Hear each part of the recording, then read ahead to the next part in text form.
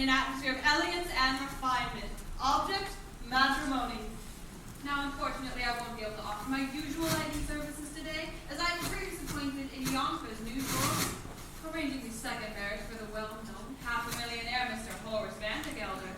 As my late husband, Ephraim Levi, always said, that means you've got at least 60,000 cash. But I will do my best to have you carried across somebody's threshold before the week is out.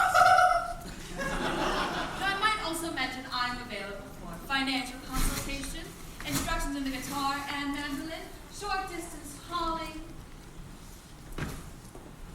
Oh dear, and varicose veins reduced. Call on Dolly. She's the one that spins his recommend you sing and private let your sister. Once and she'll snatch him up. Don't forget to bring your maid and also she'll match him up. Call on Dolly. Mrs. Levi. Why, Mr. Kemper the artist. You know I'm something of an artist myself. I do those little silhouettes with scissors and black paper and all that. See. Ah, here's one of Teddy Roosevelt looking the other way.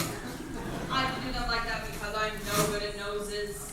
Mrs. Levi, the train for Yonkers leaves in 7 minutes. And if we don't get there on time... But we will, Mr. Kemper, and not only will Horace Vandergelder give you his permission to marry his niece Ermengarde, but he will dance at your wedding also, and not alone either, for I happen to be engaged in finding him a suitable second wife himself. Now, Mr. Vandergelder really wants somebody steady to clean the house. As my late husband, Ephraim Levi, used to say, marriage is a bride to make a housekeeper think she's a householder.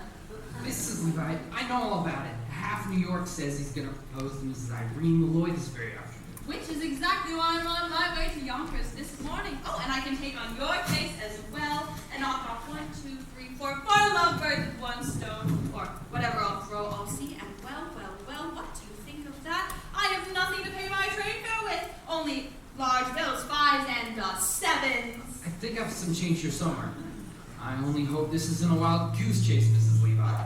And speaking of poultry, I also happen to be available for fresh Jersey eggs, surgical corsets reboned, ears pierced, pierced ears replugged. Mrs. Levi.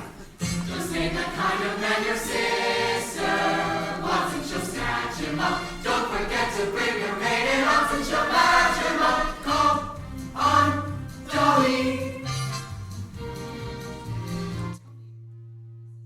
What's in all this for you? A living, Mr. Kemper. Some people paint, some sew, I meddle.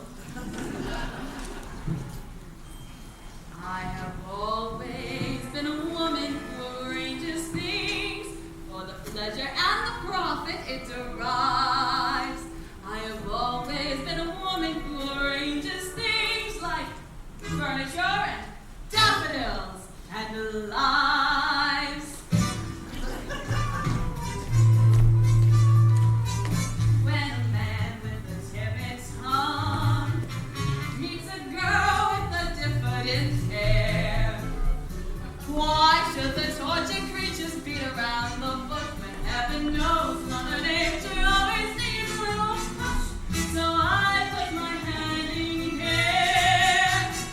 I put my hand in here.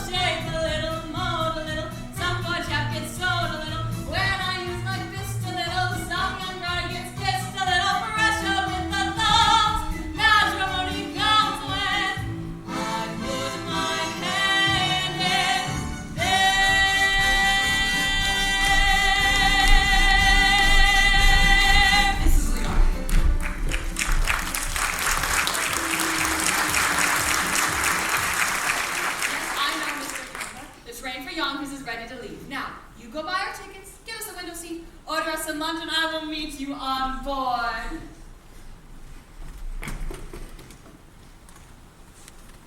Ephraim Levi, I'm going to get married again.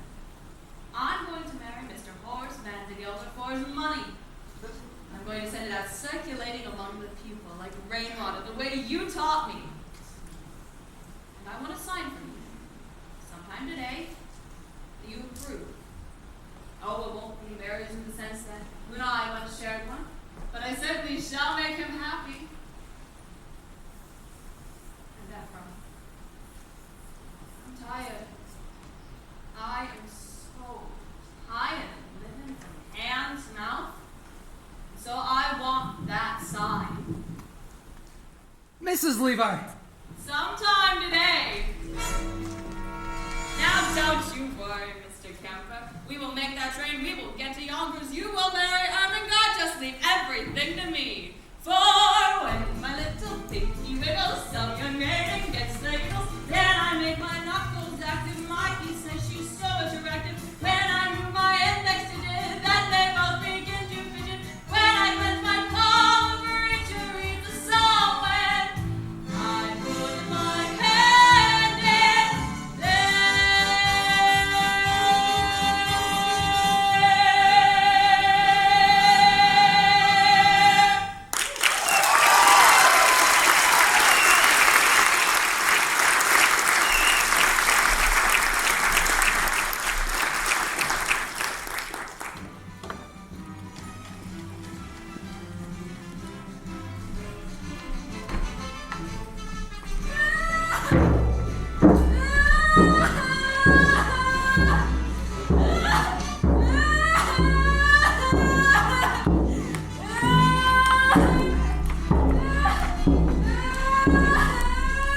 Blast it! How can I be expected to play Yonkers my Yonkers with all that bellowing in my ears? I can't help it, Uncle! I love Ambrose Kemper! And I say you don't. I do. No, you don't. I do. No, you don't. Ermengarde, you will leave love to me, and I will tell you when you are in it and when you are not. And right now, you're not. I am! No, you are not. Here, hold this. I had a talk with that artist of yours today. You did? Yes, I did. He's a fool, and you are too young to be in love with anybody. I'm not too young. I'm 17. And in another year, I'll be an old maid! Dare to be an old maid, Ermengarde, or I will cut you off without a cent. And do not cry in front of the store. I can't help it, Uncle! I'm unhappy!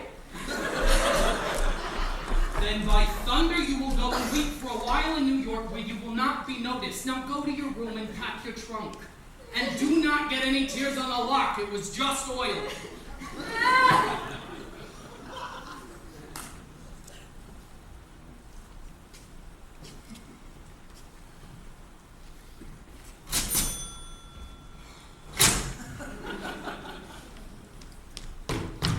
Cornelius! Barnaby!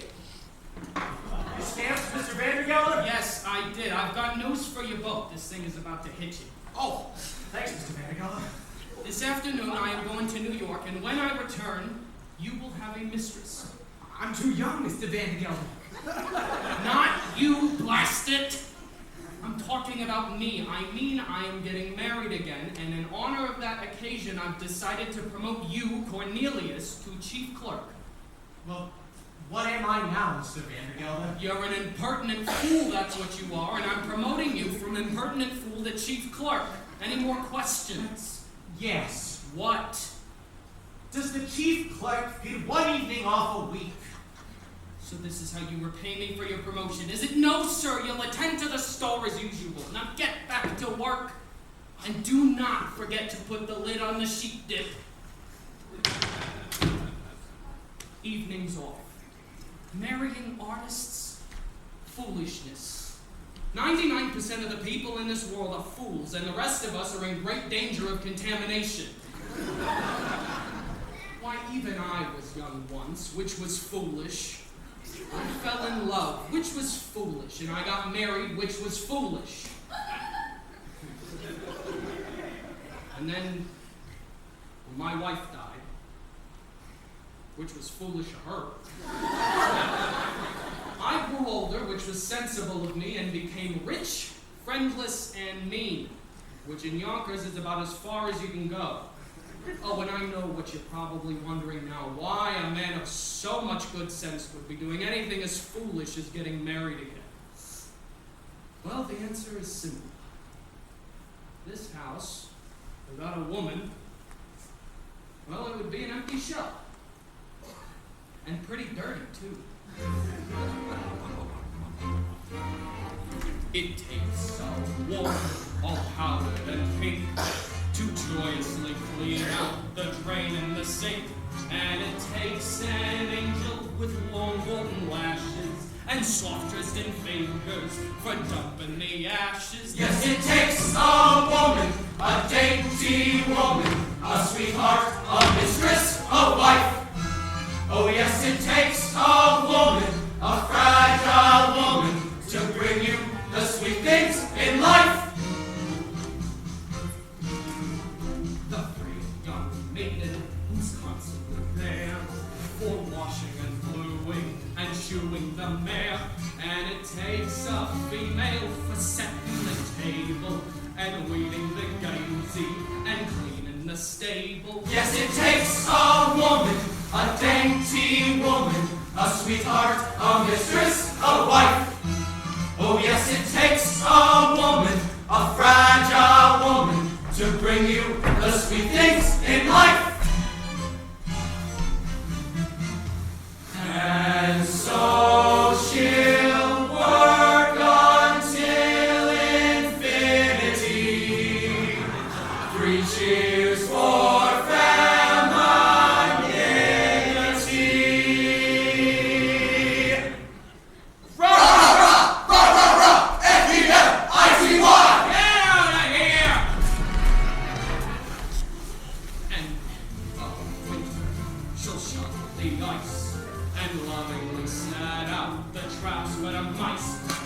joy and treasure, for practically speaking, to whom can you turn when the plumbing is leaking? To that dainty woman, that fragile woman, that sweetheart, that mistress, that wife. Oh yes, it takes a woman, a husky woman, to bring you the sweet things in life. Oh yes, it takes a woman, a dainty woman, a sweetheart, a mistress, a wife. Oh yes, it takes a woman, a fragile woman, to bring you the sweet things in life.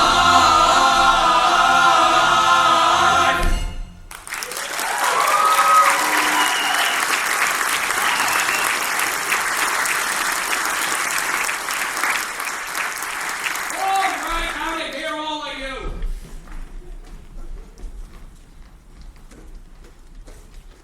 Congratulations, congratulations, 1,000 congratulations! What? Congratulations, Mr. Vandergelder. All of New York is buzzing with the news that you practically proposed to Irene Malloy. The streets are lined with eligible young ladies just prostrate with grief. All of my congratulations and sympathy. Sympathy? Oh, did I say that? Slip of the tongue, that's all. No, I am delighted by the happy news. After all, she wasn't easy to unload. By that I mean, oh, you know what people said, but I would never believe the rumors. No, I didn't. Rumors? What rumors? Well, nothing to get upset about, Mr. Vandergelder. By all known facts, her first husband passed on quite naturally. It's just that he went so sudden. A few spoonfuls of chowder she made special for him, and but that could have happened to anyone. No, there's no truth in it. Just one word of advice, Mr. Vandergelder. Eat out. Now hold on, Mrs. Levi. You mean to tell me that Mrs. Malloy is... I mean to tell you nothing. Just friendly advice. Keep away from the chowder.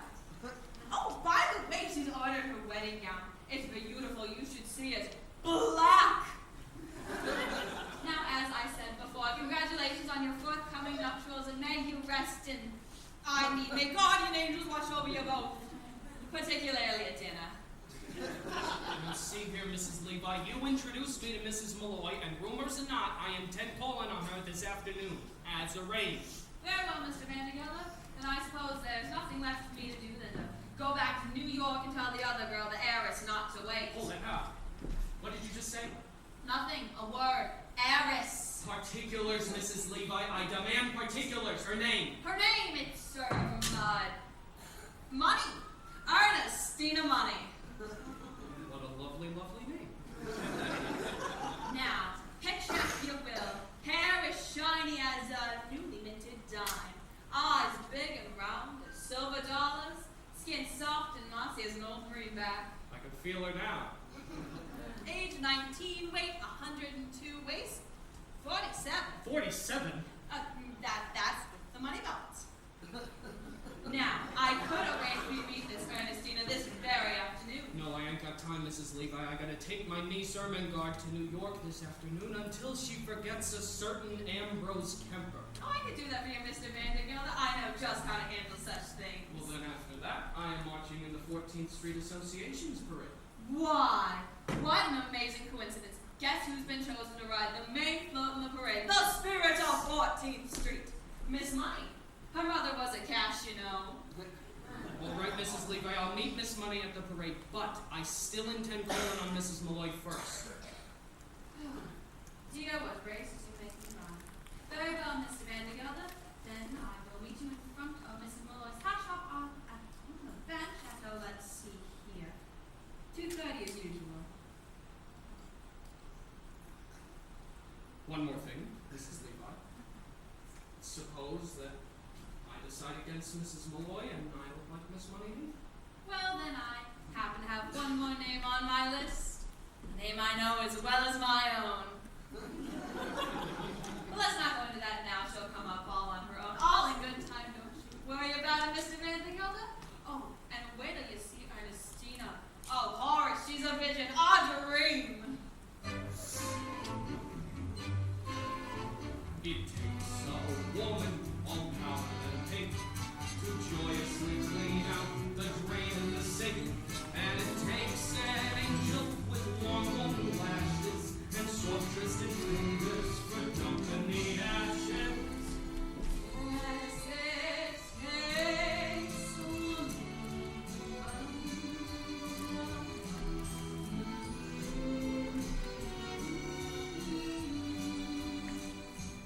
You know, Ephraim, I think I'm going to have that room done over in blue wallpaper. Yes, in blue.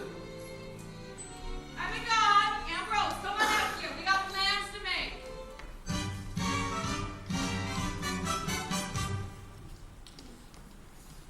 Chief Clerk. Promoted from Chief Clerk to Chief Clerk. Oh, and maybe in another 10 years, or if I'm good, I'll be promoted to Chief Clerk again. 33 years old and I still don't get an evening free. When am I ever going to begin to live? You can live on holidays, Cornelius.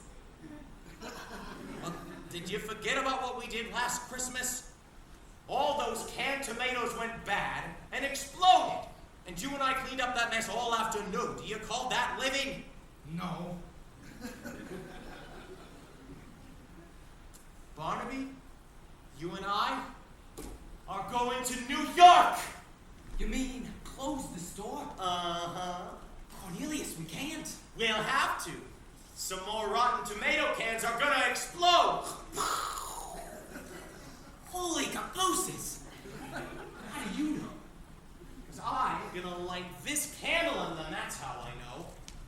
They'll make such a smell, customers won't be able to come into the place for 24 hours. That'll get us an evening off. Oh, we're going to New York, Barnaby, and we're gonna live!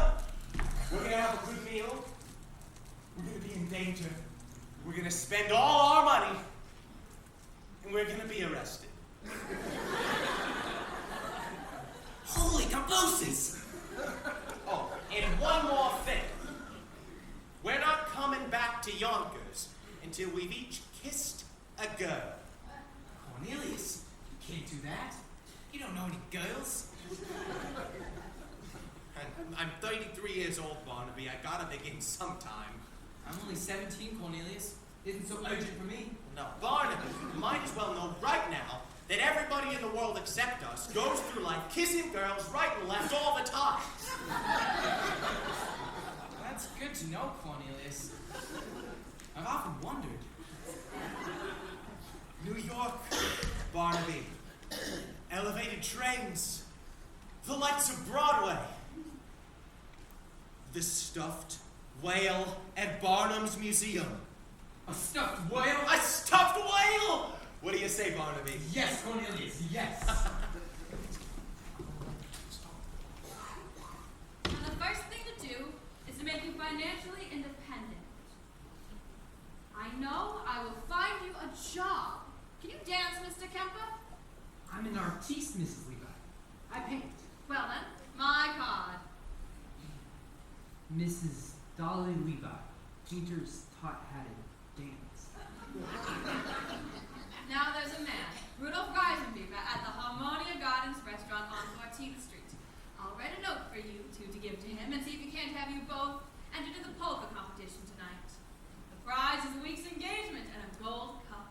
All those cups we won, Ephraim and me. Hold on, Mrs. Levi. No fiancé of mine is going to set foot in any cafe. And I'm surprised to say you even have acquaintances at a place like that. Not acquaintances, Mr. Kemper, but friends. Dear friends from days gone by. Why? My late husband, Ephraim Levi, believed in life in any place you could find it. Cafes, ballrooms, yes, even theaters. Even when times were bad, down those stairs at the Harmonia Gardens restaurant we came, just like clockwork. It's all very well to come down like clockwork, Mrs. Levi. But you're asking Ermengarde to work there? Well, it is the only way to show Mr. Horace Vandergelder we mean business. Now, you go to the Harmonia Gardens this afternoon and give this note to them, and tell them that Mrs. Levi sent you. And incidentally mention to Rudolph that Dolly is coming back, and I want a table for two and a chicken for 8 o'clock tonight. Bottom rolling's all right, Cornelius. Now hold the candle under the ones on top. Oh, no, not too close. This wall look like they're ready to burst. Holy caboses, Cornelius. I can smell it up here. Let's get dressed now, Barnaby. We are going to New York! Out there, there's a world outside of Yonkers. Way out there beyond this hick town, Barnaby. There's a slick town, Barnaby. Out there, full of shine and full of sparkle. Close your eyes and see it glisten, Barnaby. Listen, Barnaby. Whoa! Put on your Sunday clothes, there's lots of world out there. Get out the brilliantine and dime cigars.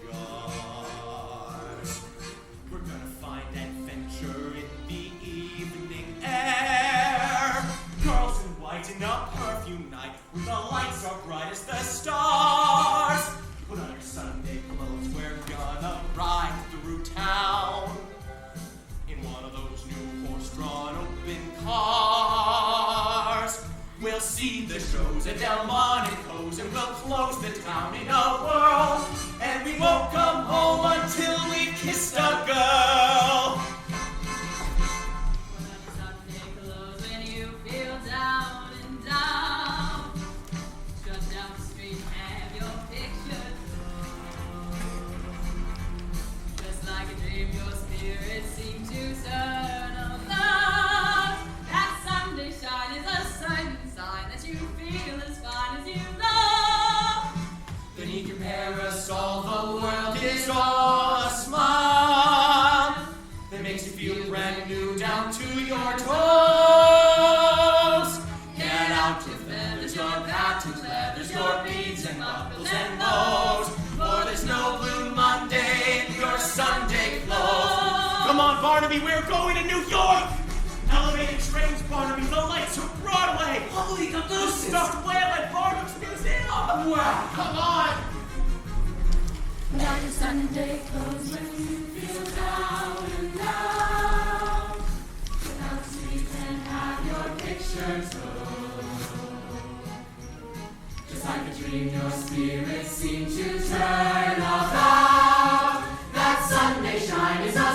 blessed sign that you feel as fine as you look.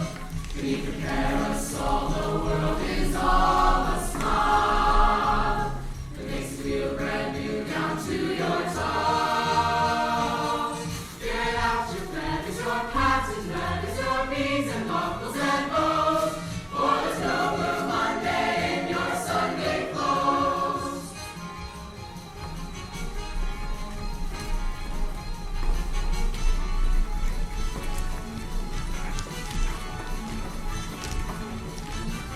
Beneath the bowler brim, the world's a simple song. A lovely look that makes you tilt your nose. Get out your slickers, your flannel knickers, your red suspenders and hose. For there's no Blue Monday in your Sunday clothes. Guys, stop sniffling. Don't cry under the leases. We have missed the train yet, thank the Lord. Oh, lovely, you're improving. Now get all these 7 pieces. We're 11 minutes late. All aboard!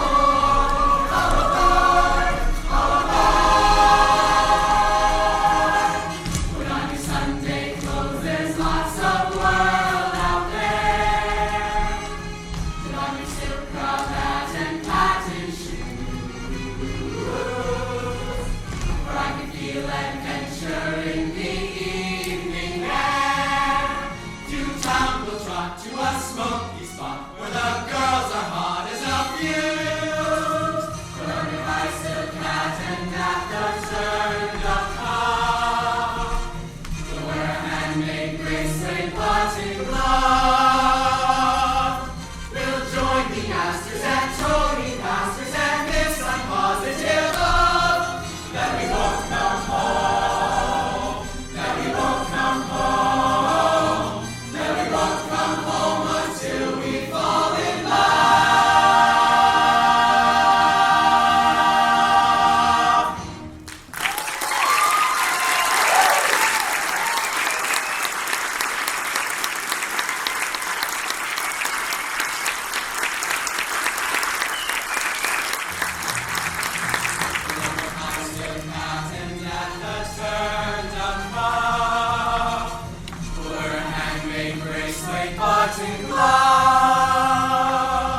We'll join the Astors at Tony Pastors and there's some positive hope.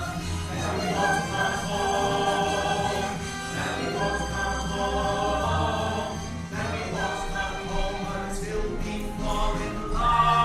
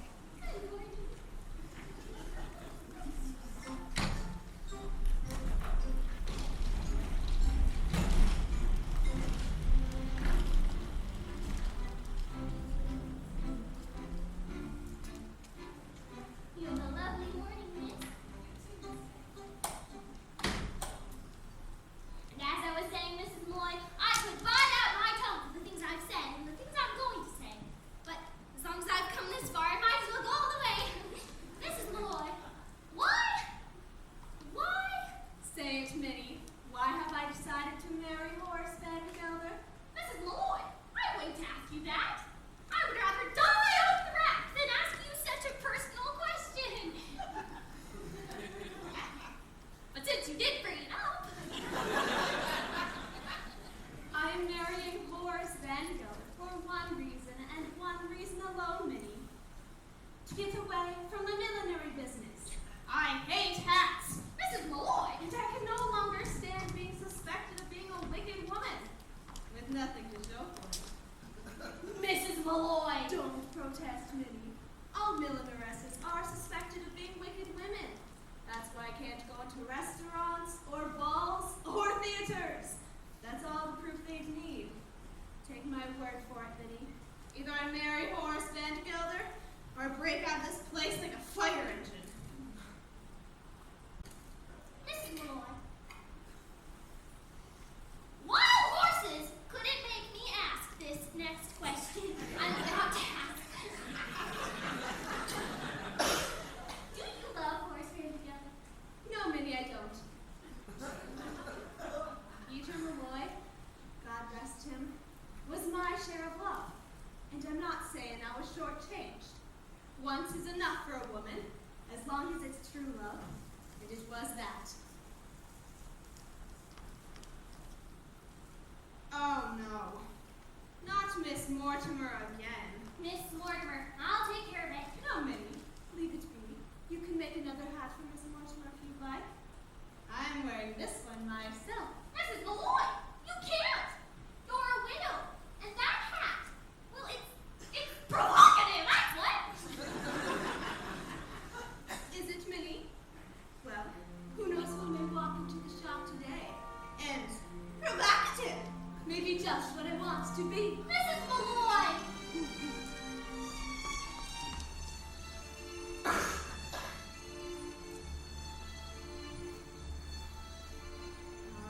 I'll be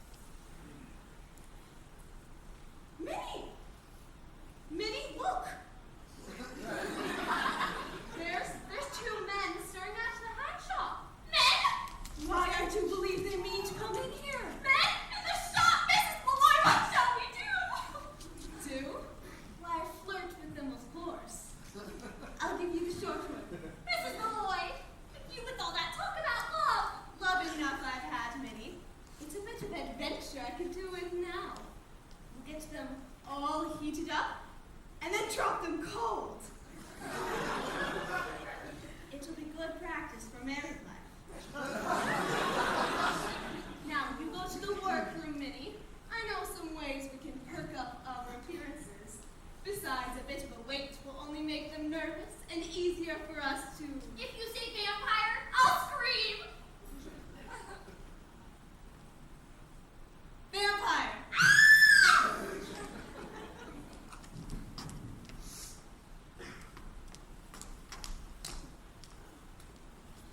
And so I'll try to make it easier to find me in the stillness of July, because a breeze might stir and come behind me, might happen to catch the gentleman's eye.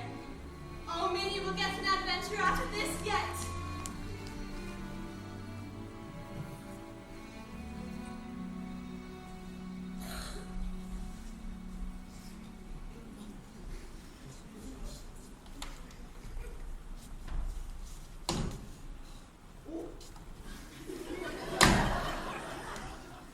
We'll get an adventure out of this yet, Barnaby. All morning we wander around New York and nothing happens. Then we come to the quietest street in the city and suddenly, Vandergelder. is he still out there? Go look. He's sitting on that bench, Cornelius. Are you sure this is an adventure? Well, you don't have to ask that, Barnaby. When you're in one, you'll know it all right. Barnaby, how much money have you got left?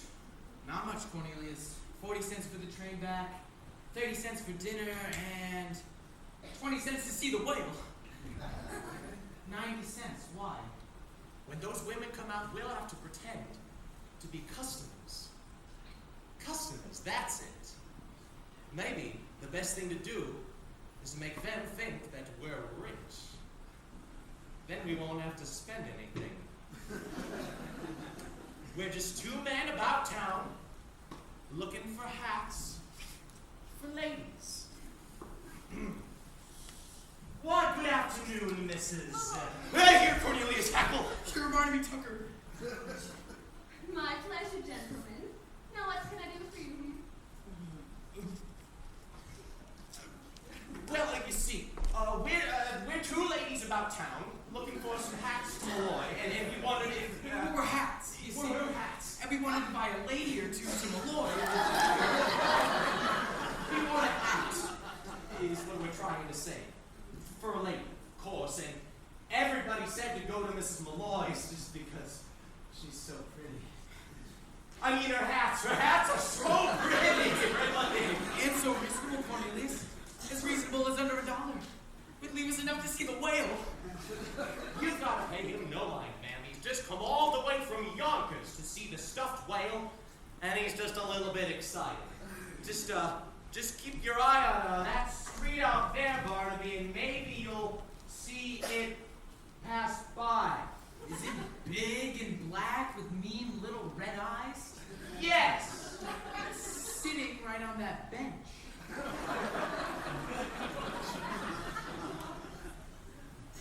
Mr. Hackle, did you say Yonkers? Oh, well, yes, ma'am, Yonkers.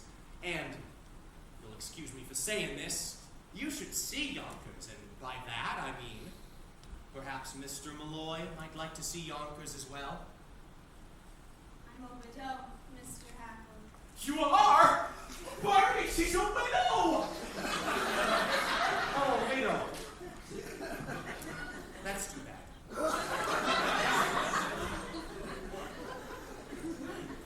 Well, I'm sure Mr. Malloy would have enjoyed seeing Yonkers, especially in that hat. My. I mean on you, of course, not on Mr. Malloy. May you rest in peace. So, you're Catholic, aren't you? Well, don't let that worry you. I would be willing to change. Mrs. Malloy, if you should ever happen to have a Sunday free in the near future, I would be more than pleased to show you Yonkers from top to bottom. Well, as a matter of fact, Mr. Hackle, I might be there sooner than you think. Oh, really? You see, I have a friend who lives in Yonkers. Do you? Perhaps you know him. Well, perhaps we do. Oh, it's always foolish to ask in cases like that, isn't it? It's Mr. Vandergelder. Horace Vandergelder? Vandergelder Gelder's hay and feed? Do you know him? No, No, of course not. Mr. Van Gelder's a substantial man, and well-liked, they tell me. Oh, a lovely man, Mrs. Malloy, just lovely. Has only one fault, as far as I'm aware. He's hard as nails. But apart from that, a lovely man. With a large circle of friends? Oh, yes, indeed. 3, maybe 4. Oh, Cornelius! You remember? I wonder if your friend might like this one.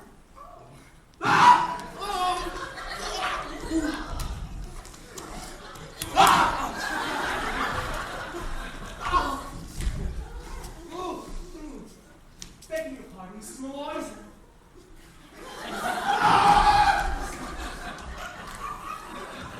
Gentlemen! What are you doing? Just help us, Mrs. Malloy. We'll explain later. Come out from there this minute! We're as innocent as can be, Mrs. Malloy. Now really, Mr. Hackle, Mr. Tucker, I insist that you both come out there. Or I'll be first, Mr. Van Gelder. Mrs. Malloy, I don't suppose Mrs. Levi is here, is she? She was supposed to meet me on that bench 10 minutes ago. Well, she can just go looking for me if she comes. When I make an appointment, I like people to be on time.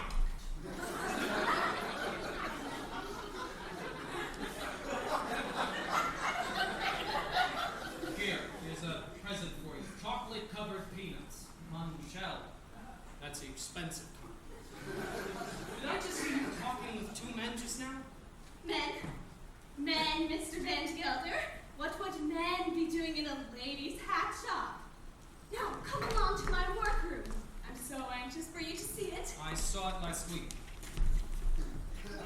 So you did. Well, Mr. Van Gelder, what's new in the hay and feed business? I hear you have 3 friends, all as hard as nails. I mean, What on earth are you talking about? Yonkers. I hear it's a beautiful city. And who's been telling you about Yonkers, may I ask? Nobody. Friend. What friend? Well, you see, He? a customer, Mr. Van. Some of quite well to do with that, matter of fact. He was in here buying hats for us. Perhaps you know him.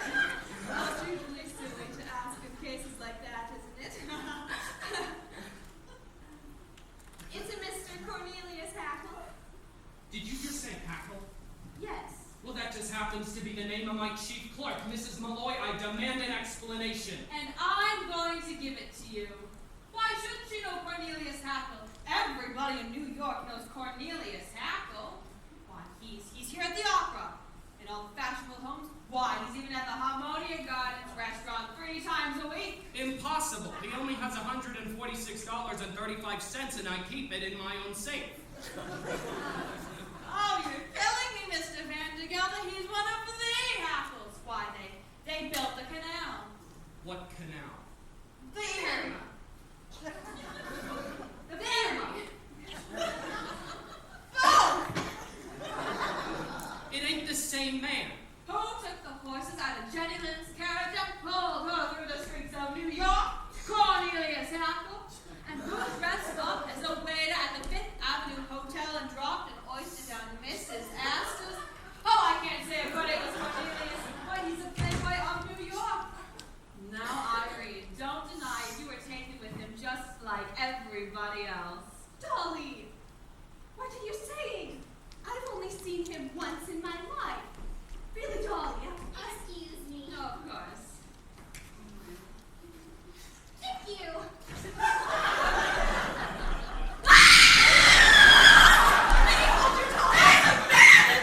Now look here, if there was a man in that You closet. can't, Mr. Van de Gelder. It's too dangerous. Mrs. Levi, any man that hides in a woman's closet cannot frighten me. Now stand aside. No man, indeed. I'm sure you'd make short work of any man. What with those muscles? Oh, I can feel them rippling back and forth under your coat as we speak. Ripple, ripple, ripple, ripple, ripple, ripple, back and forth. Ripple, ripple, ripple, ripple, ripple, ripple, ripple, ripple, ripple, ripple, ripple, back and forth.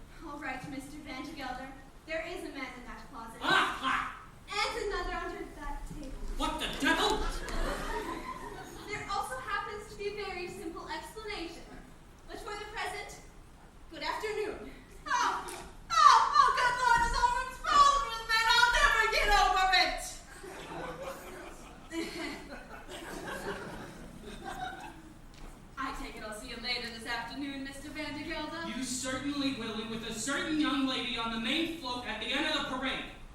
Mrs. Malloy, I shan't trouble you again, and vice versa. Good day.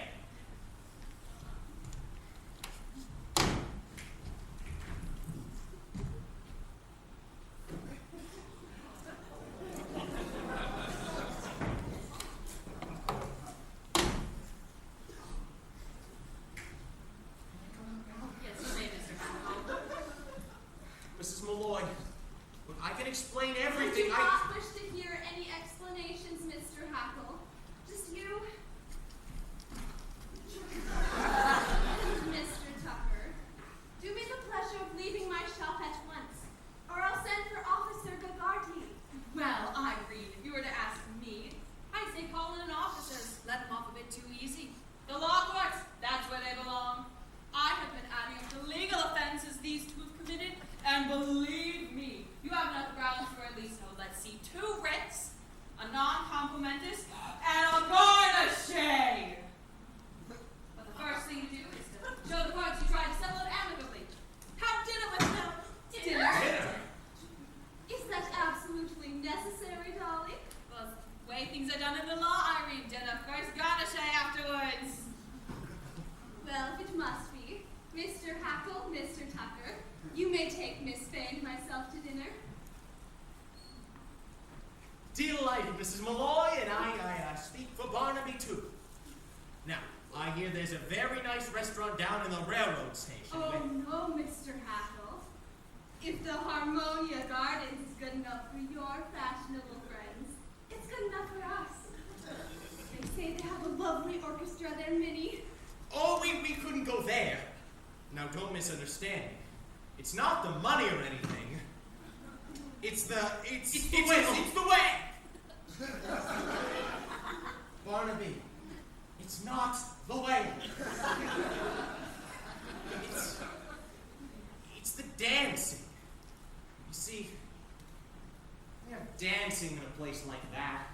Exhibitions, even contests, and well, you see, I don't know how. It would take me weeks, months, even years to learn. Mrs. Dolly Levi, 33-year-old chief clerk, taught how to dance. Is that so?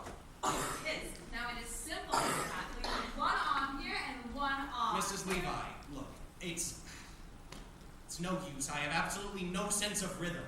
Well, absolutely no sense of rhythm is one of the primary requirements to learning by the Gallagher-Levi method. Just give me 5 minutes of your time and I will have you dancing through the streets. We will start with lesson 7, the waltz, kick, turn.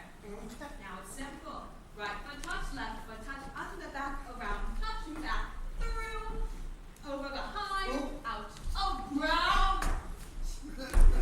Release, Cornelius Unfurled. That was wonderful. But when I think of the lucky women who will find heaven in your arms, we'll go back to lesson 1.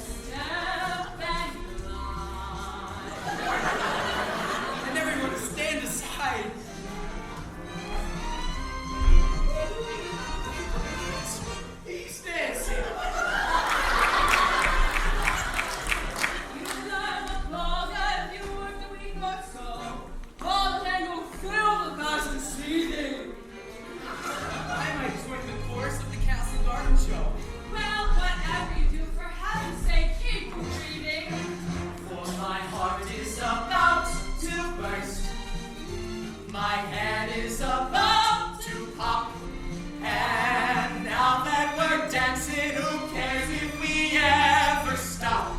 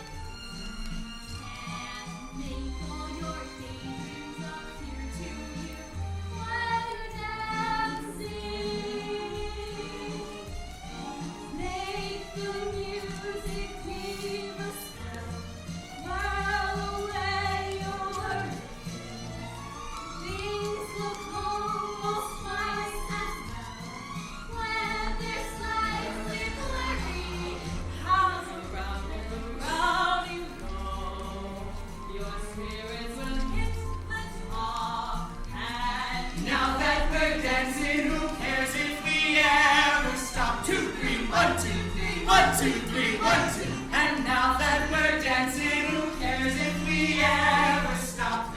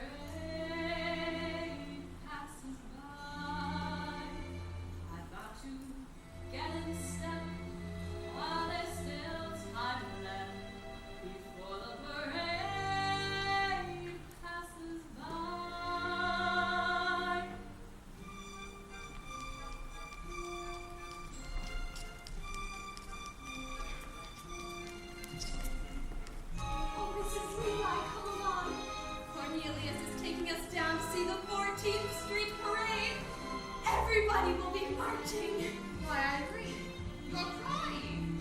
Oh, Dolly, the room is full of wonderful things. Come with us, Dolly. I'm real Irene.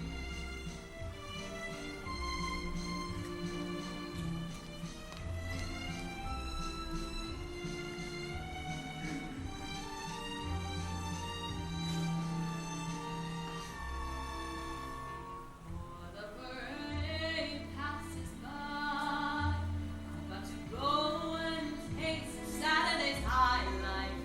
Before the parade passes by, I've got to get some life back into my life. I'm ready to move out in front. I've had enough of just passing by life. The rest of them, the best of them, can hold my head up high. For I've gotta go again, I've gotta drive again. I wanna feel my heart coming alive again. Before the parade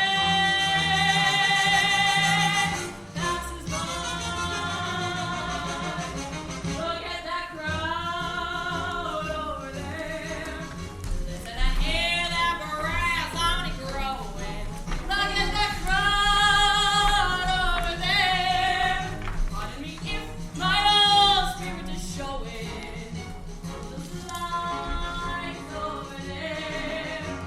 He's telling me where I'm going. The whistles blow and cymbals crash as the sparklers light the sky. I'm gonna raise the roof, I'm gonna carry on. Give me that old trombone, give me that old baton. On the parade passes by. Listen and hear that brass harmony growing. When the parade passes by, pardon me if my old spirit is showing. All those lines over there seem to be telling me where I'm going. When the whistles blow and the cymbals crash and the sparklers light the sky, I'm gonna raise the roof, I'm gonna carry on. Give me an old trombone, give me an old baton. Before the parade passes by.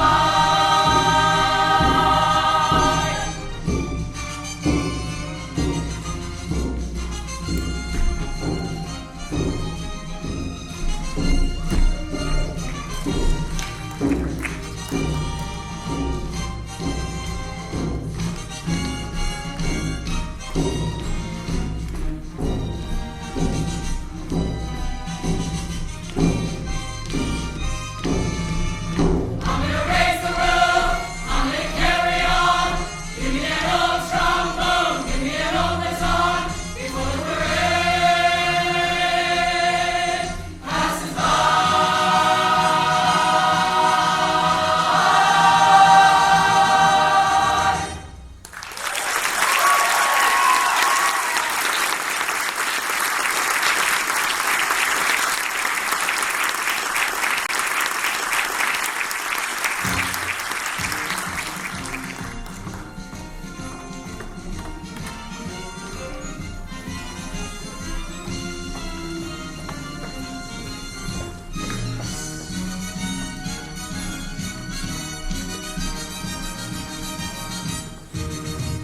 Oh, Mrs. Levi, she's beautiful. Everything you said and more, really.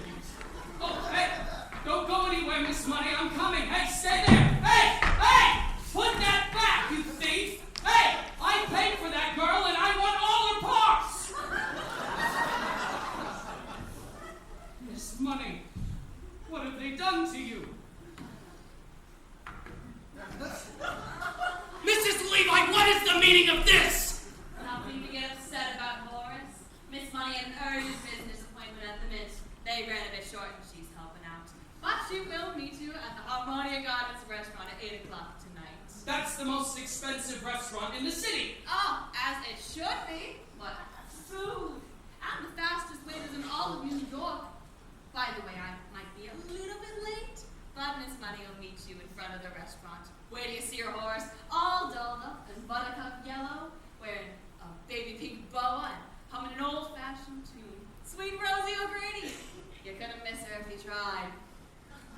I will be there, Dolly, but only because I paid for the introduction, and I might as well get my money's worth. But from here on out, you are hereby discharged as my marriage broker. Is that clear? From now on, Dolly Gallagher, you are no more than just a woman like everyone else. Hey! What's happening? Where are you taking me? Put me back. I was in the middle of a conversation. Oh, Rommy's as good as mine. I'm gonna raise the roof. I'm gonna carry on. Give me that old gumbo. Give me that old baton. I'm gonna raise and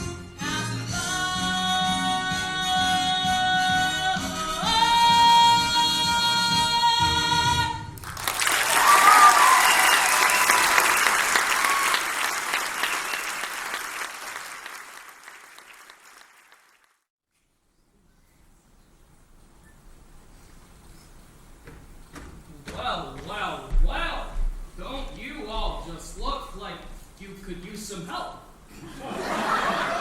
Well, I'm gonna help you in the best way I know, by giving you $500,000 worth of advice.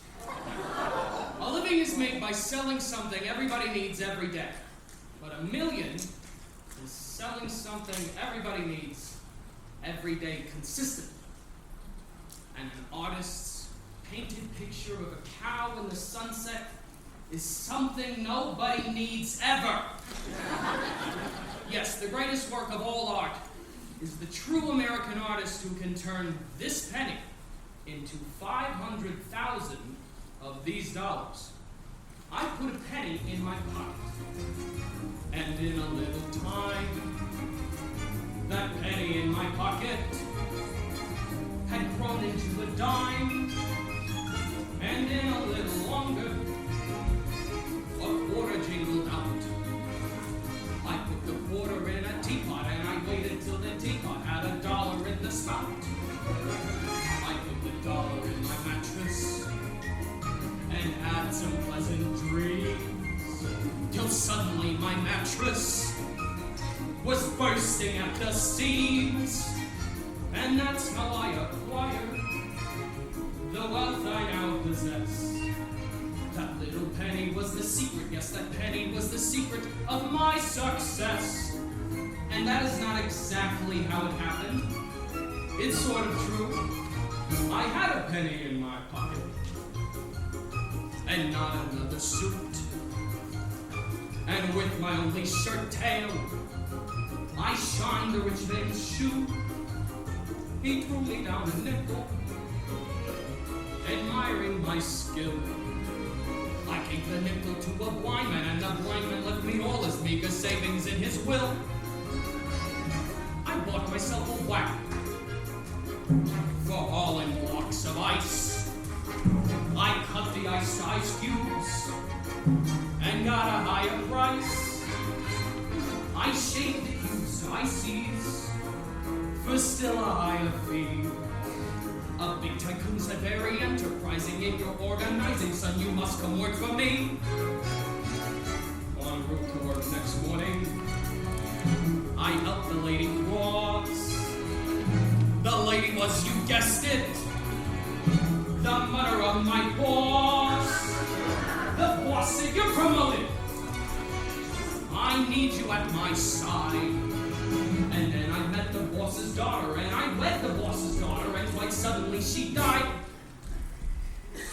I bought myself an acre, a silo and a steed. All the yonkers started buying my grain, hay, and feed. And now I've $500,000. But proudly I confess that in my pocket is the penny, yes, the shiny little penny. It's the penny that's the secret of my success.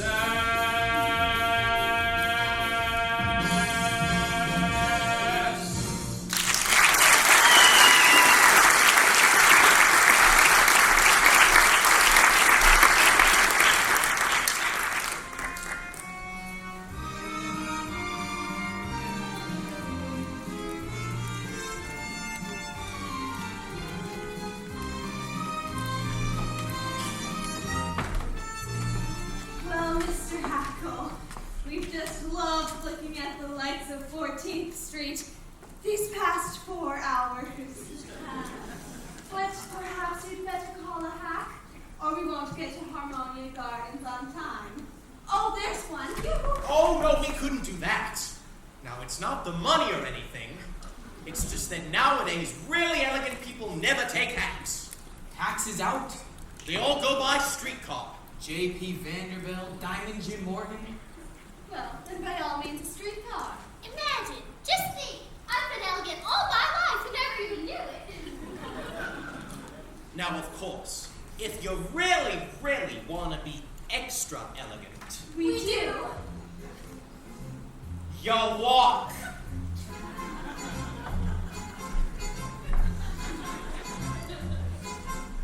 Yes, New York, it's really us, Barnaby and Cornelius. All the guests of Mr. Ackle are feeling great and look spectacular. What a knack there is to that acting like a born aristocrat. We got elegance. If you ain't got elegance, you can never ever carry it off.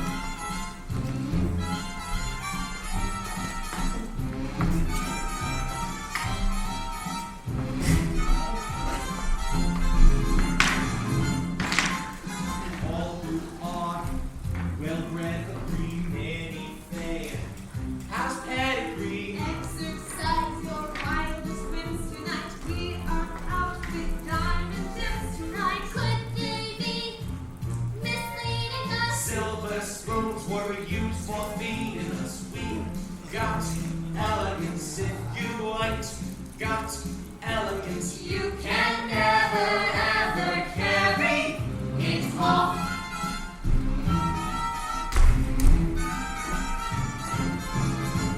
Middle class, don't speak of it, savoir-faire.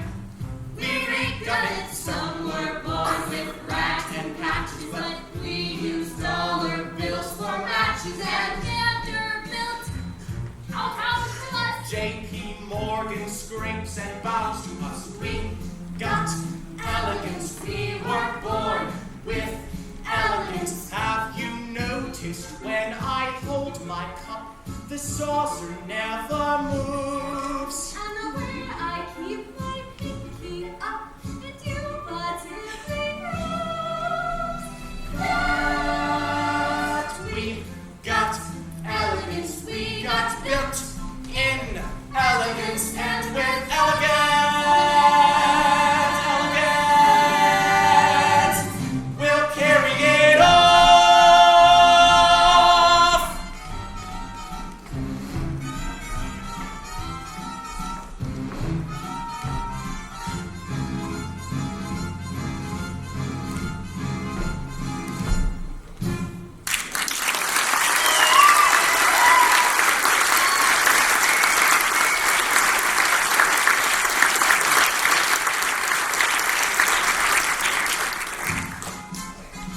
Okay, we went the wrong way anyway. We got elegance. If you ain't got elegance, you can never ever carry it off. We got elegance. We got elegance. Oh, look, Minnie. They're counting their money again. Isn't that just like the rich? Well, gentlemen, aren't you going to escort us in? Oh, of course we are, Mrs. Malloy. Barnaby. Mrs. Malloy, may I, Yes, Mr. Hackle? Mrs. Malloy, as we start inside, may I Yes, Mr. Hackle? put my arm around your waist? Yes, Mr. Hackle, but I might as well warn you. A corset is a corset.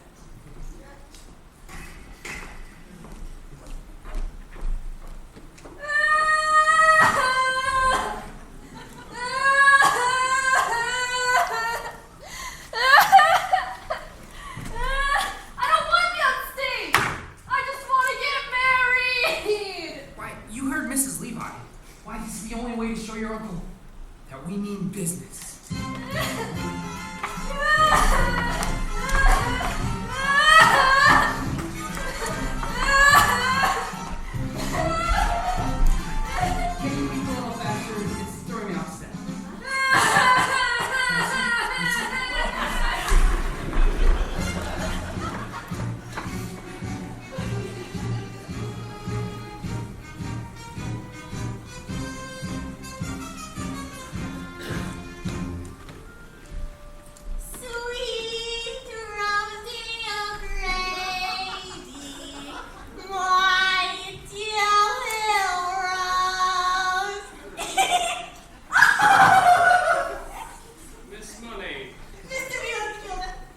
You look lovely. You don't look too good yourself.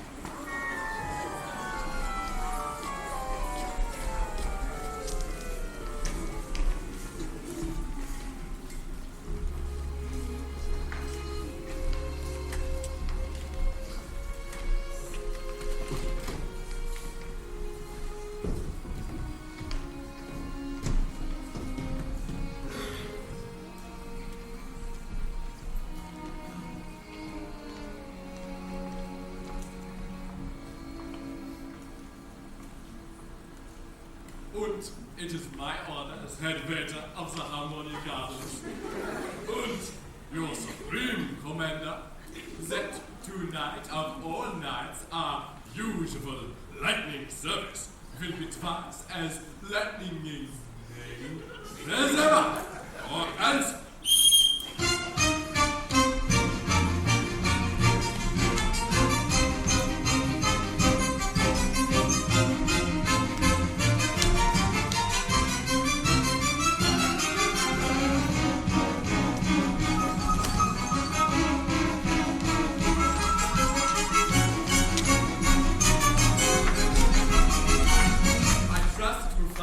This table satisfactory, sir. Our private dining rooms do cost a bit more, but they do offer the best view of the entertainment. Yes. $1.40, Cornelius. That's all that's left. Are you sure? Count it again. Prepare yourself for a big night, Minnie. Draft with two of New York's best-known sports. I did make a mistake, Cornelius. It's $1.35, but I'll count it once more. No, don't! We can't afford it! I'm going to order everything on the menu. Waiter!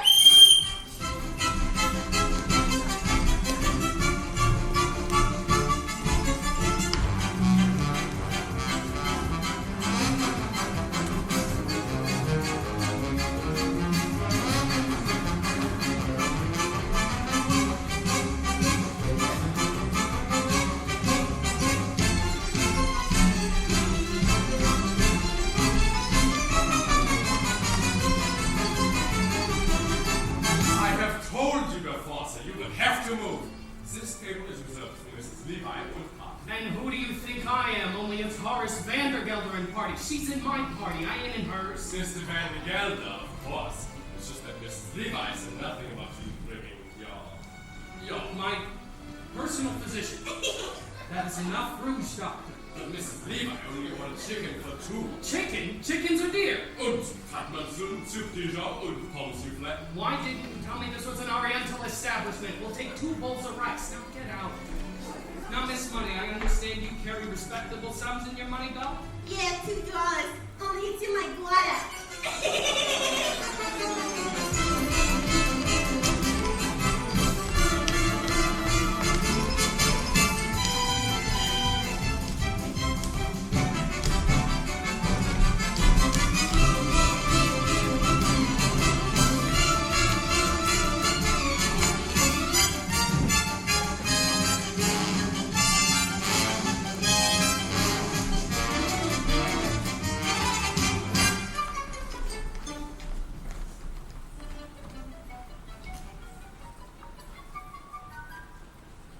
It's sweet of you to worry about our reputations, Cornelius. But Minnie and I don't care who sees us tonight.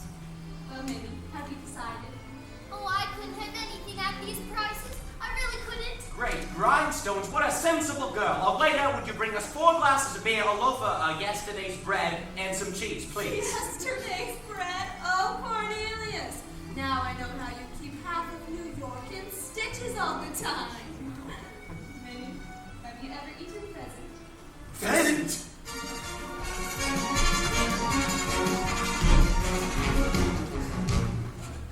Say, why the cold shoulder? You ashamed of something? It's not that. I just felt a slight chill. Oh, why didn't you say so? Yeah, I want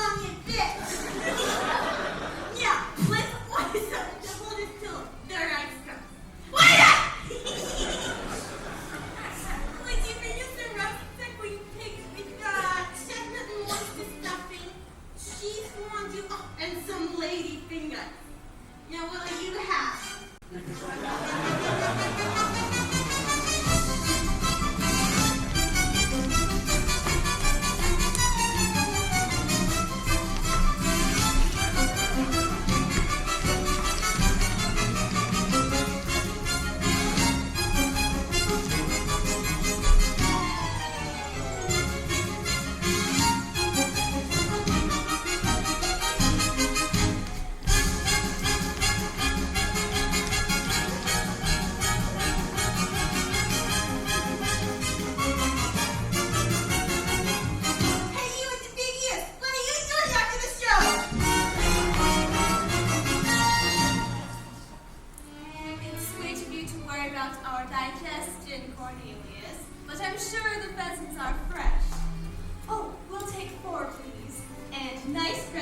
Wait a minute, no wine! No wine? Champagne! Champagne! It's once in a lifetime, Barnaby. Champagne and Neapolitan ice cream and hot house peaches.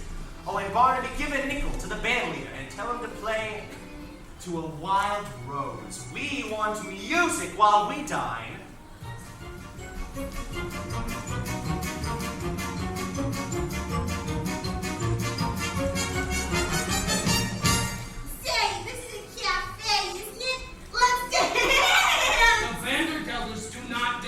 Money, you're a Presbyterian. Alright, now I'll dance myself. Give him $2 for the band, will you? And tell him to play something flying. I'm gonna do the hoochie coochie! Alright, Cornelius, I'll send for the band, but promise you won't order anything else. You stay here, Miss Money. I'll tell them to play a nice waltz. Excuse me, sir. Please give the nickel to the band leader and tell him to play a waltz. Excuse me, sir. Sir! Now. Now. Drop. Hey, ma'am.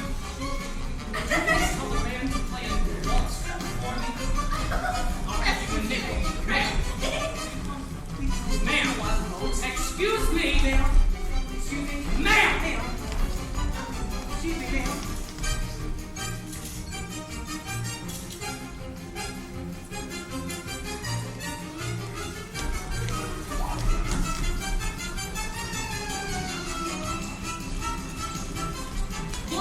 Give a nickel to the band leader and tell him to play a waltz.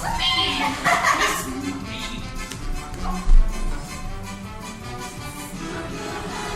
Can I get 2 more pheasants, please? Somebody? My purse! Oh no! Hey! My wallet is my purse! Excuse me. Ma'am. Here you take that! That's my purse! It's money! Get it off the table! You're dancing in the stew! You know, five pennies and... Cornelius! We say 3-4 pheasants for the house. Never mind if we don't see the whale. All on my own! Sir! Please! Sir! She's here! What? Are you sure, boy? Like I told you before, sir. 8 o'clock, on the nose. Out closes carriage, and out steps this tall lady with gorgeous hair and the biggest feathers I ever saw. It's she! Mrs. Levi, she's back! Rudolph, is it true? I heard somebody laughing outside the kitchen window, and it sounded like... It is! It's she! Let's tell the band she just stepped out of a carriage! Rudolph, it's true, no? It's true, yeah. She just stepped out of a white gold carriage pulled by 6 black horses with scarlet blue. Oh, Rudolph, it's like old times again!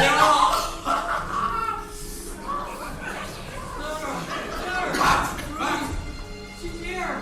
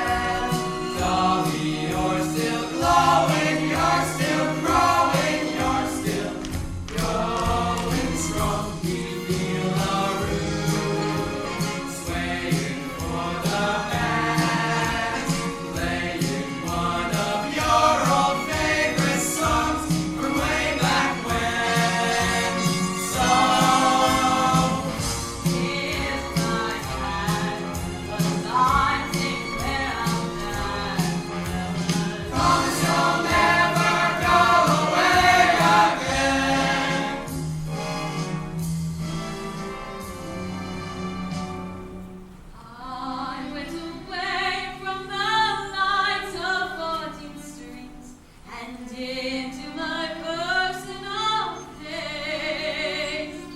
But now that I'm back in the light of 14th Street, tomorrow will be brighter than those good old days.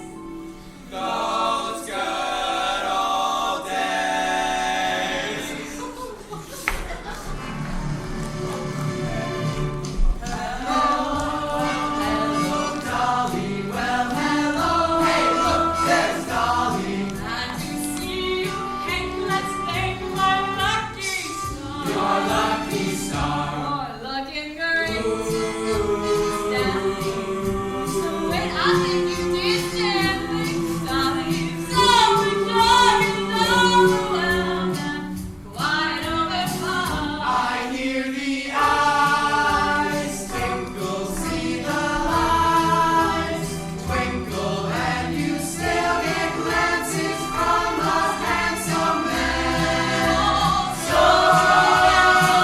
Dolly, fellas, finding they can be fellas. Dolly, you'll never go away again. Here we go. Looks like you're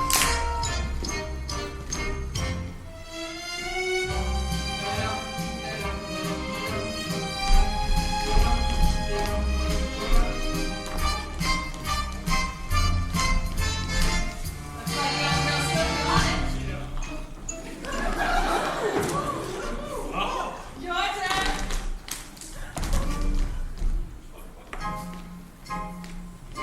That's footwork.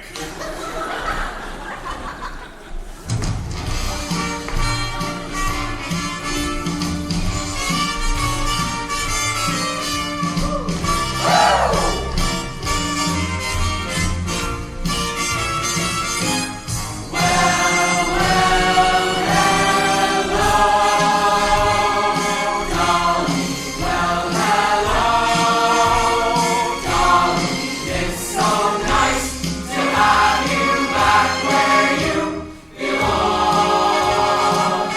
You're looking swell, Dolly. We can tell, Dolly.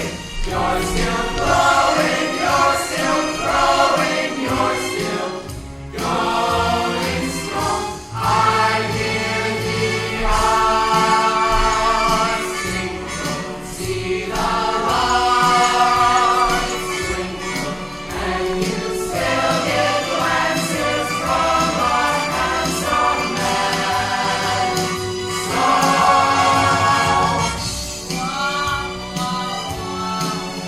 hey, yeah! Wow, Dolly, you'll never go away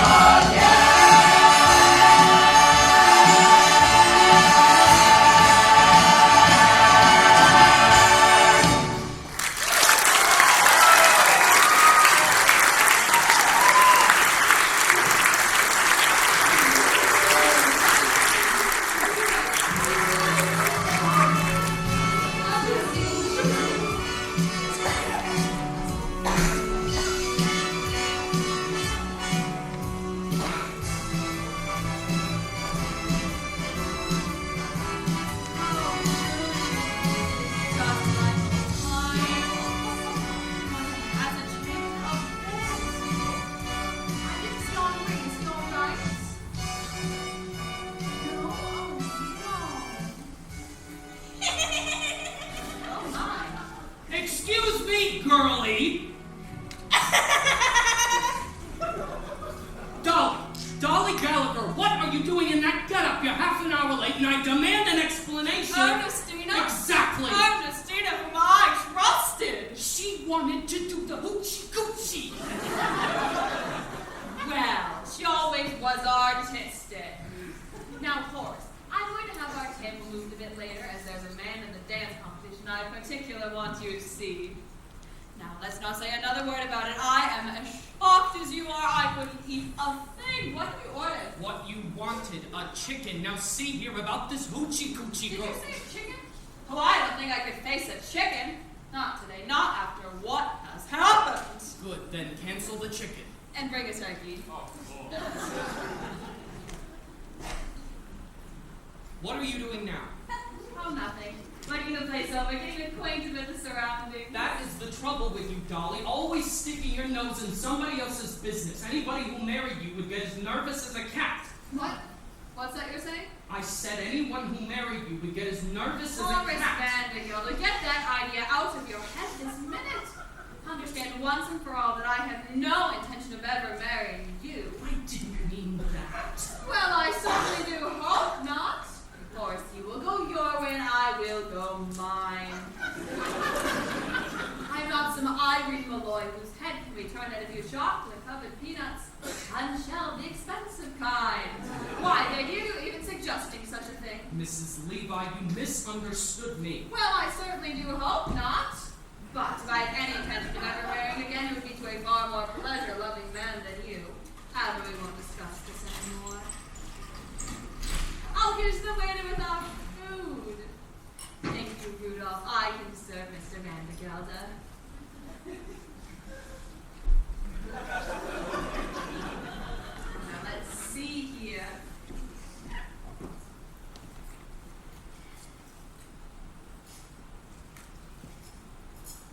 Here's some white meat for you. Oh, and some dumplings, lighter than air these are, and some giblets, very tender and very good for you. Now, since you brought the matter up, there's one more thing I'm going to say. I didn't bring up the matter at all. One more thing I'm going to say before we forget all about it. It's true. I'm a woman who likes to know everything that is going on, who likes to manage things. But I wouldn't like to manage anything as out of control as your household. You'll have to do that yourself, God helping you. It is not out of control. Very well. Must not say another word about it. Oh, have some beets, Horace. They're good. I don't like beets. That's good. No, Horace, a complaining, quarrelsome, friendless soul such as yourself is no sort of companion for me. Now, you'll salt your beets and I'll salt mine. Will you stop saying that? I won't say another word. Good. Except this. At your age, Horace, you ought to be hearing the honest truth. My age. All you're talking about is my age. Well, I don't even know what your age is. But I do know that up in Yonkers with bad food and a bad temper, you'll double it in 6 months. Now, have some more beets, Horace. They're good. I don't like beets. I hate beets. That's nice. Well, the pity of it all is you could be a perfectly charming, witty, even amiable man if you wanted to be. I don't want to be charming. But you are! You can't help it. Just look at you! Now, dig right in and let's talk of something else. But before we change the subject, there's one more thing I'm going to say. I don't want to hear it, and if you are going to ask me to marry you, Dolly Gallagher Levi, I will not do it. Oh, then I suppose that means you want me to ask you. Well, I'm sorry, Horace, I'm turning you down. How can you turn me down when I haven't asked you anything? Well, it's no use arguing, Horace. I already made up your mind. Now, here, let me cut your wings for you. I'm going back to my hotel. I've got a headache. But you can't go now. The dance competition's about to begin. Here's $20 for dinner. Wait a minute. There's nothing in here but $1, 3 dimes, 5 nickels, and a button. This isn't my purse. I've lost my purse. Barnaby, this purse, Impossible. I can't imagine you without your purse. it's Vandergelder. We gotta get out of here. No! Excuse me, ma'am. Stop. What am I going to do? I've never been here before. They don't know me. Stop eating that. I can't pay for it. Oh, Horace, look, it is the latest thing, a polka. And there's one picture I particularly want you to see. Oh, Rudy! The people of the Lord tables of Mr. Vandergelder can better observe his graceful movements.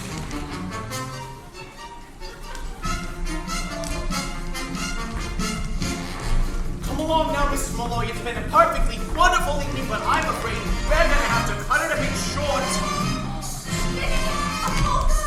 Cornelius and simply must have one dance. Hey, the girls is right there. We gotta go. We will go. But we'll dance our way out.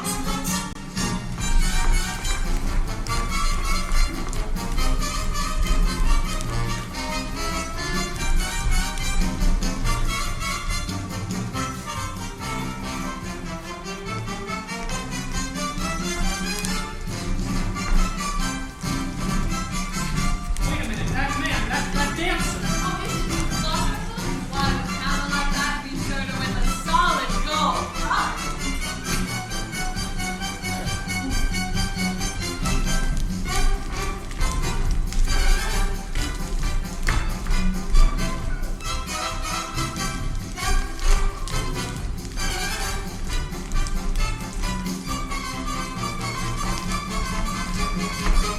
Cornelius Hackle! Mr. Vandergelder! Barnaby Tucker! Oh, Mr. Vandergelder! Ermengarde! Dolly, it's you're doing what are you up to? Mr. Vandergelder, I can explain everything! I don't want to hear any of your explanations. You're fired! Excuse me, what is the meaning of this? Stop! That's not time!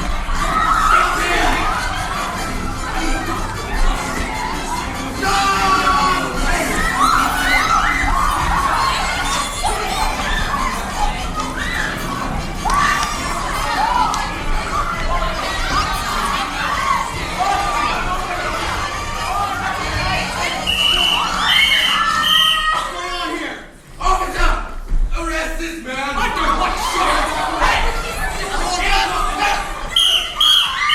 You're all under arrest! All of you!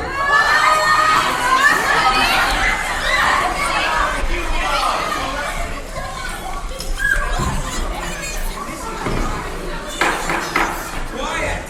Quiet! That's better.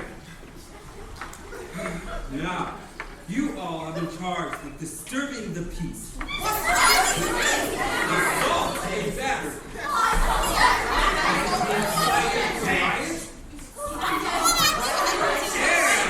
And several other equally serious violations of the law of this city. Is there anybody here to speak in your behalf? I said, is there anybody here to speak in your behalf?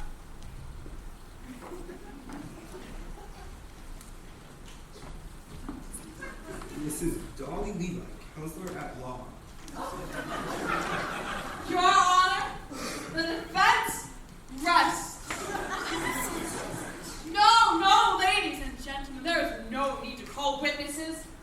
Not when upon that bench I see a brow that gleams with honor, and a pair of snow-white whiskers that bristle with fair play. No.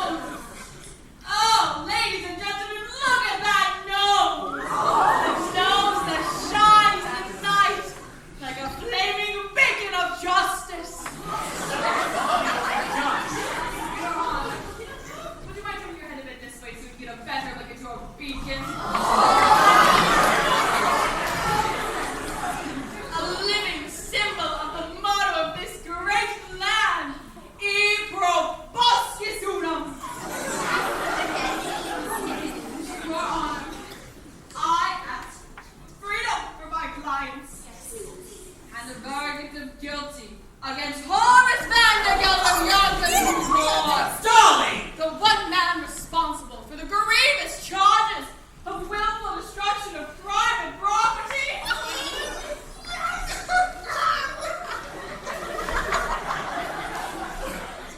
Accursed bastard! The face of fast rude! Until my solid gold cup. It was bent! Cruelty to a poor unfortunate minor. Would you mind repeating that, dear? Oh, that poor minor! Begging your pardon, Mrs. Levi, but If it please the court, I have something to say. Of course, Mr. Hackle. I was just about to call on you. Go right ahead. Cornelius Hackle, if you dare testify against me, you will be discharged. You've already done that, Mr. Vandergelder. I'll do it again. You've done that too. But even if you hadn't, I'll still say what I have to say. Look, I don't know much about disturbing the peace or inciting the riot. But what I do know is that what has happened to me today, it is the most important thing that can ever happen to a man. It might never have happened if I had obeyed your orders and stayed in Yonkers, New York. Your Honor, I am talking about none other than love. What? You mean to tell me that after 33 years, you fall in love because you take one night off? Oh, no, Mr. Vandergelder. I didn't fall in love with Mrs. Irene Malloy of this city in just an evening. It was an hour. No, even that's too long. What's less than a minute? A second. No, less than that. A moment. That's it. I'll try to go slow so you can get all this down.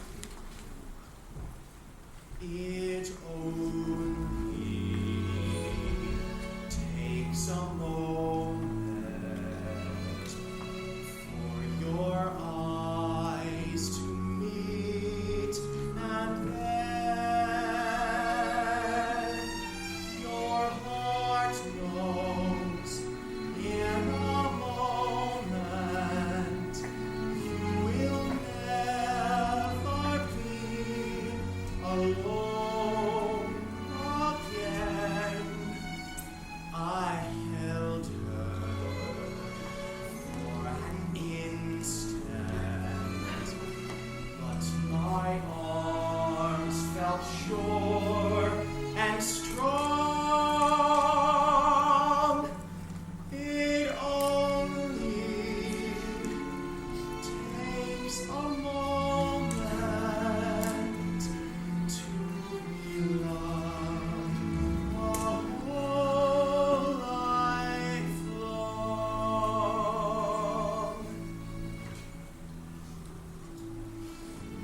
Isn't the world just full of wonderful things? There I sat, all cooped up in Yonkers for years and years, and all the time, wonderful people like Mrs. Malloy were out walking about in New York, and I didn't know them at all.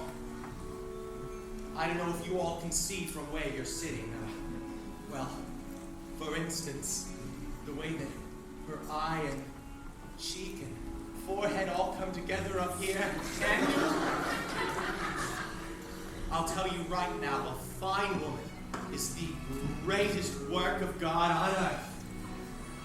So you can talk all you like about Niagara Falls and the pyramids. They aren't in it at all. And of course, I've seen women before, but today,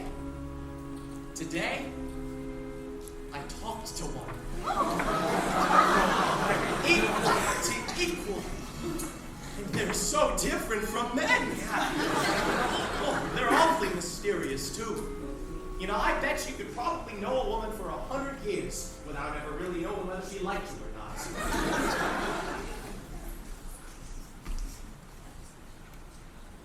Today, I have lost so many things.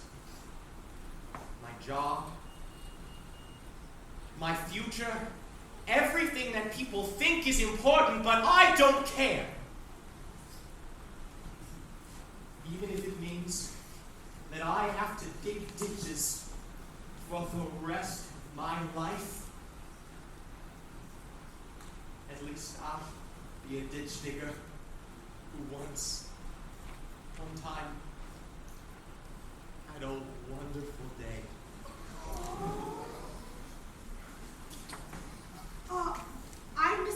words back there, Mr. Hackle. Right after it only?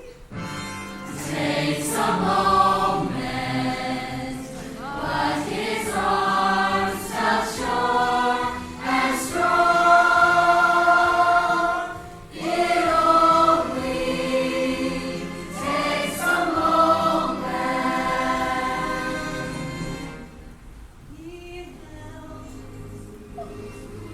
for an instant, but his arms felt safe and strong. It only takes a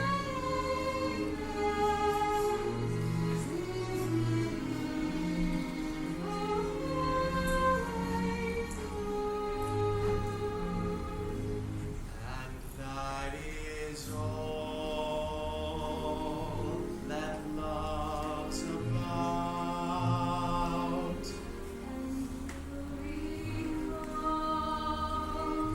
When time runs out,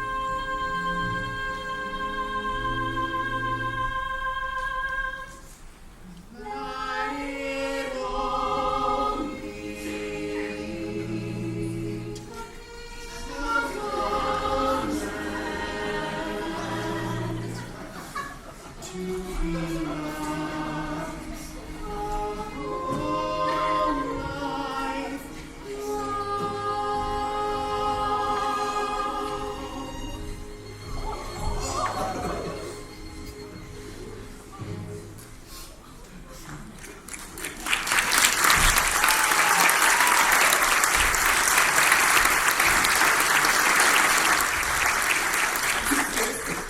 Dismissed. You're all dismissed. All except Horace Vandergilder on the upper wheel. You're free, my children. And blessed to come.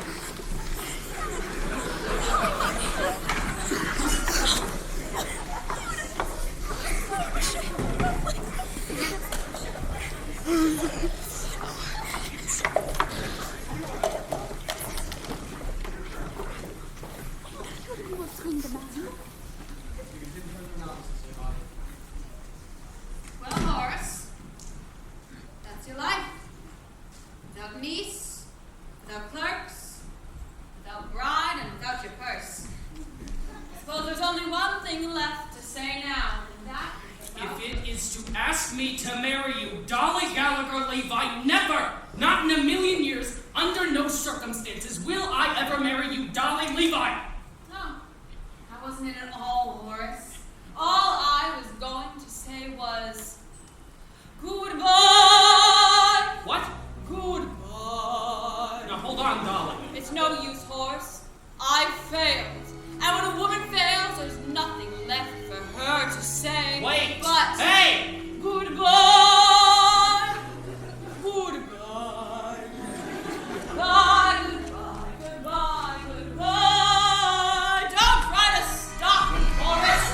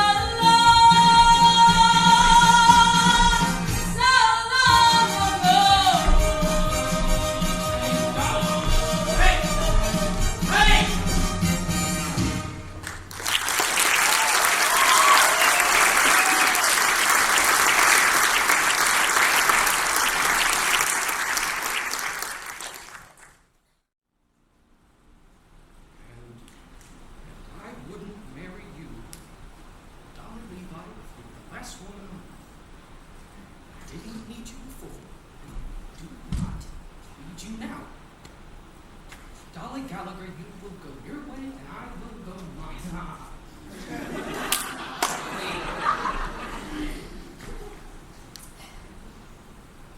Dolly? Dolly? Dolly, oh. Mr. Hackle, come crawling back, have you? No, Mr. Vandergelder, I just thought I'd come by for my $146.35. You see, I've decided to go into business for myself. And since Hay and Feed is the only business I know, I'm opening up my own store. And Cornelius has found a perfect location, Mr. Vandergelder. Right across the street from you.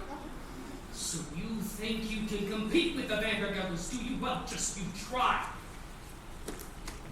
What's this? Another one come crawling back. Is it? What do you want? My back salary for the last 4 months. $6. And 12 cents. You can't do this to me, any of you. I will go to the court. I'll get lawyers. Why? Horace Vandergelders, I live and breathe.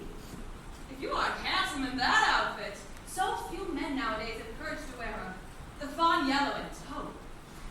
Oh, I know what you're going to say. You weren't satisfied with Ernestina.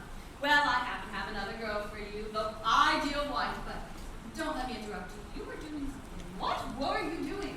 Getting Cornelius's money. $146. And 35 cents. Plus $6.12 of mine. And the money my mama left me. $52.48. 38. 48. 38. 48. All right. All right, if it's money you want. The safe is upstairs.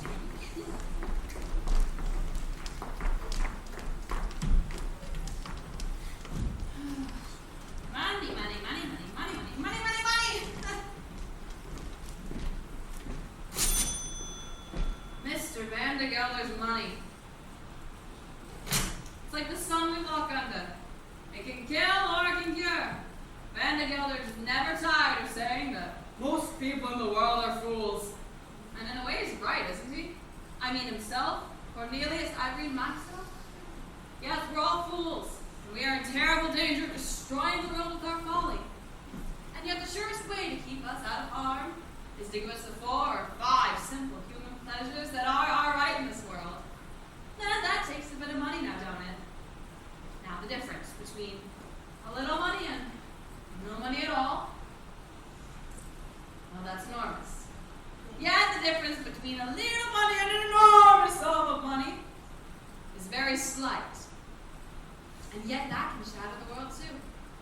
It's all in how you use it. As my late husband, Ephraim Levi, used to say, money, pardon the expression, but it's like manure. It is not worth a thing unless you spread it around, encouraging all the young things to grow. Anyhow, that's the opinion of the second Mrs. Vandergelder. Which reminds me, Ephraim, I am ready for that sign. Out of my way. Did I tell you something? Good loss. Don't just stand there. It's the front room.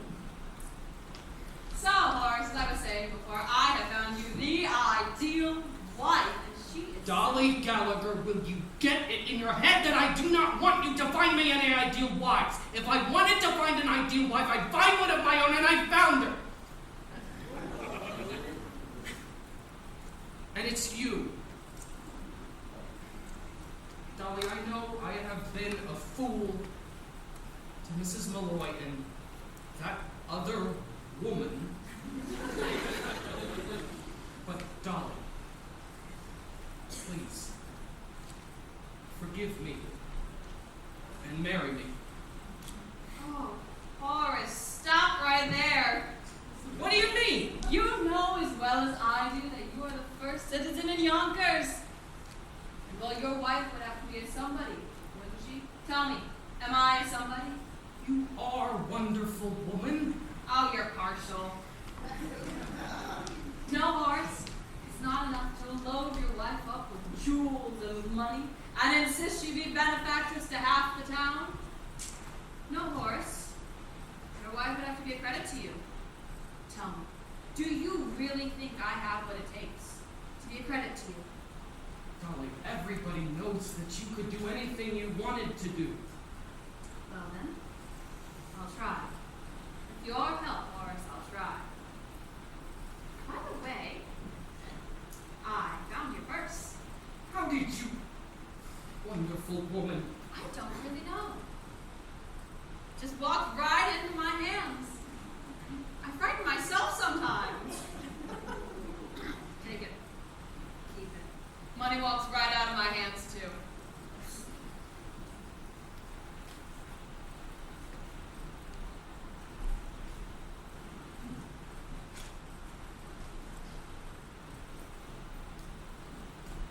Take it. Keep it. Horace Vandergelder, I never thought I'd hear you say a thing like that. By the way, it is bad business letting Cornelius open up a shop right across the street from you. You better take him back and make him your partner. Partner? And then Barnaby get up Cornelius' old job. Now, see, you're and we wrong. can all dance together at Ermengarde's wedding. That is it. You've gone too far. There will be no weddings, and I will dance at none of them. Besides, I don't even know how to dance, and it would take me weeks, months, years. All right, I will dance. Now, it's simple. You put one arm here and one arm here, and then... Yes? The front room idiot. Now get to work. Horace Vandergelder, what in heaven's name is going on up there? I decided that front room needed to be done over in blue wallpaper. Oh, Horace. Now, I know the old paper ain't worn out yet, but see, that fella's just set up in business, and he needs a good start. See, I have always felt that money, pardon my expression, it's a lot like manure. Oh, thank you, Ephraim. Well, hello, Dolly. Hello, Horace. It's so nice to have you here where you belong. I never knew, Dolly, without you. Dolly, life was awfully flat, and more than that was awfully wrong.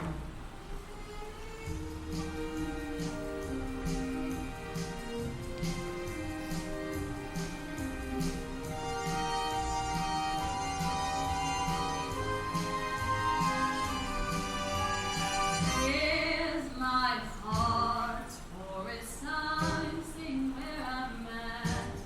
Horace, darling, you'll never go away.